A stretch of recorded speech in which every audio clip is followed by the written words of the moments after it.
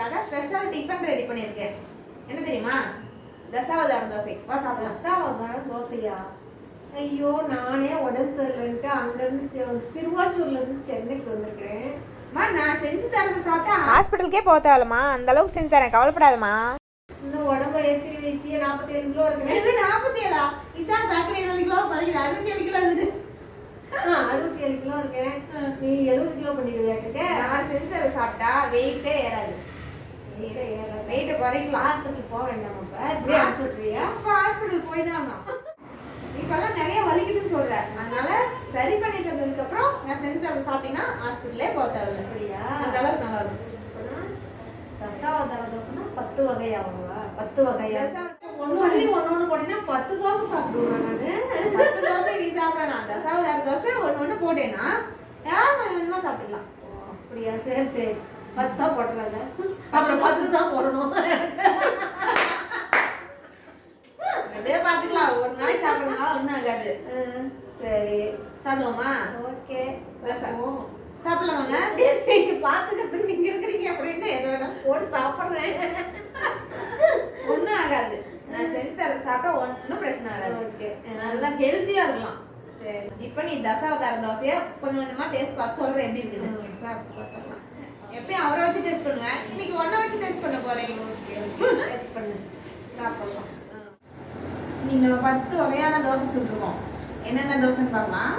இது பூண்டு தோசை, இது ஜிஞ்சர் இஞ்சி தோசை, இது வெண்பூசணி தோசை. இது வெண்பூசணியில மட்டும் இல்ல, எந்த வெஜிடபிள்ஸ் வேணாலும் அரைச்சி இந்த மாதிரி செய்யலாம்.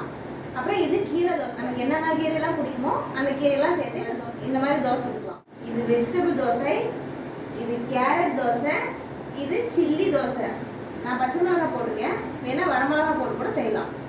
இது பெப்பர் தோசை, இது ஆனியன் தோசை, இது தக்காளி தோசை. அதுக்கு சைட் டிஷ் நான் என்ன நினச்சிருக்கேன்னா தேங்காய் சட்னி, முருங்கைக்காய் சாம்பார், அப்புறம் பொடி, இட்லி பொடி, அப்புறம் வேர்க்கடலை சட்னி, காளான், சிப்பி காளான் வறுவல்.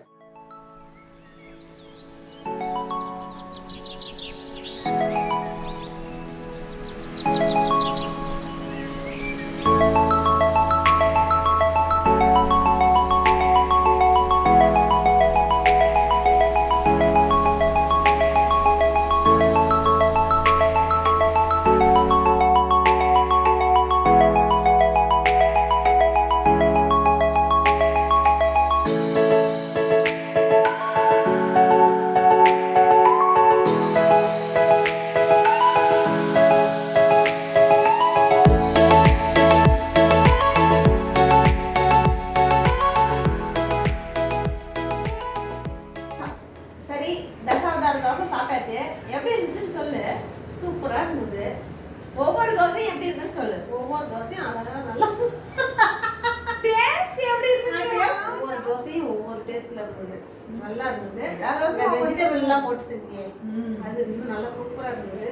பூண்டு தோசை, பூண்டு, அப்புறம் வெங்காயம் போட்டு ஆனியன் தோசை, ஆனியன் தோசை, பூண்டு தோசை, வெண்பூசணி தோசை, வெண்பூசணி தோசை, எல்லாமே நல்லா இருந்தது. சூப்பரா இருந்தது. நல்லா ரசிச்சு ருசிச்சு சாப்பிட்டேன். உங்களுக்கு எப்படி இருந்துச்சு? நல்லா இருந்தது, ரொம்ப டேஸ்டா இருந்தது. உங்களுக்கு ஸ்பெஷலா இந்த தோசை நல்லா இருந்துச்சு அப்படின்னா அது இல்லையா? எல்லா தோசையும் ஒரே மாதிரி தானா? இல்லை எல்லா தோசையுமே நல்லா இருந்தது. எல்லாமே நல்லா இருந்துச்சா? உங்களுக்கு பிடிச்சது எது? எனக்கு பிடிச்சது வந்து அந்த கேரட்டு வெங்காயம் எல்லாம் போட்டு அந்த ஒரு தோசை நல்லா இருந்தது. அப்புறம் வந்து ஒரு பெப்பர் தோசையா, பெப்பர் தோசை நல்லா இருந்தது. இன்னைக்கு நம்ம தசாவதார தோசை பார்த்தாச்சு. மறுபடியும் வேற ஒரு பதிவுல சந்திக்கலாம். நன்றி.